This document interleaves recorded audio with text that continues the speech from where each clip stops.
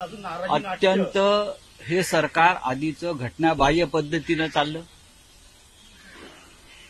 Justice DY. Chandrachud, बरं का, हे मी म्हणत नाही, जस्टिस डी.वाय. चंद्रचूड यांनी घटनापीठावर बसून महाराष्ट्र असेल, त्यानंतर जो आता संभलचा विषय आहे वर्शिप ऍक्ट, हे सगळे त्यांनी अत्यंत घटनाबाह्य कामं करून देशामध्ये एक प्रकारची आग लावली. महाराष्ट्रामध्ये घटनाबाह्य सरकारला सुप्रीम कोर्टानं संरक्षण दिलं, त्या डी.वाय. चंद्रचूडजी होते. आणि आता त्याच पद्धतीनं पुढे हे घटनाबाह्य काळजीवाहू सरकार आहे. हे काळजीवाहू सरकार, केयरटेकर गवर्नमेंट, ये भी संविधान के खिलाफ है. हे सुद्धा काळजीवाहू सरकार 26 तारखेला मुदत संपलेली आहे विधानसभेची. नवीन विधानसभा 26 तारखेला नवीन सरकार हे अस्तित्वात येणं हे घटनेनुसार आवश्यक होतं. आता हे त्यांचे भाडोत्री कायदे पंडित काही कागद आणून दाखवतील, पण आम्ही जर असतो तर एवढाला राष्ट्रपती राजवट लावली असती. मी वारंवार सांगतो, अद्याप कोणीही सरकार स्थापनेचा दावा केलेला नाही. निकाल लागून किती दिवस झाले? 10 दिवस होऊन गेले. 24 तासामध्ये खरं म्हणजे एवढं बहुमत आहे, सरकार स्थापनेचा दावा करायला पाहिजे होता.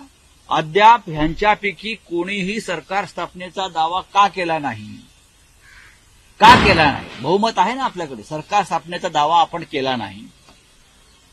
अद्याप मुख्यमंत्री कोण, भारतीय जनता पक्षाचा विधिमंडळ पक्षाचा नेता कोण, या संदर्भात निर्णय झाला नाही. इतका मोठा पक्ष, इतके मोठे नेते, इतकं मोठं बहुमत, तरीही विधिमंडळ पक्षाचा नेता ते अद्याप त्यातून निवडू शकले नाहीत.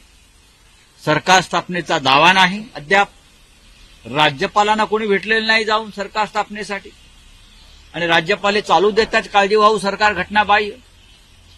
आणि त्या पक्षाचे प्रांताध्यक्ष बावनकुळे सांगतात 5 तारखेला शपथ घेऊ. हे का राज्यपाल आहेत का? हे म्हणतात 5 तारखेला शपथ घेऊ. यांना राज्यपालाचे अधिकार दिलेले आहेत का? आम्ही 5 तारखेला शपथ घेऊ. राज्यपालांनी सांगितलंय का? राज्यपालांना तुम्ही सांगितलंय का? राज्यपालांनी कळवलंय का? सरकार स्थापनेचा अद्याप दावा करायला हे तयार नाहीत का? घाबरलाय का तुम्ही? कशा करता आपण सरकार स्थापनेचा दावा करत नाहीये?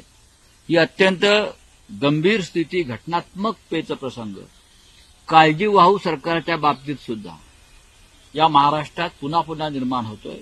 याला सर्वस्वी जबाबदार जस्टिस डी.वाय. चंद्रचूडच आहेत.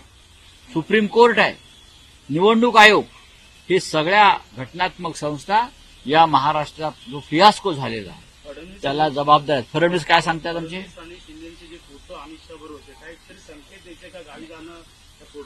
बघा, ते आजारी आहेत. त्यांच्याविषयी तुम्ही आता असं काय वेडवाकडं बोलू नका.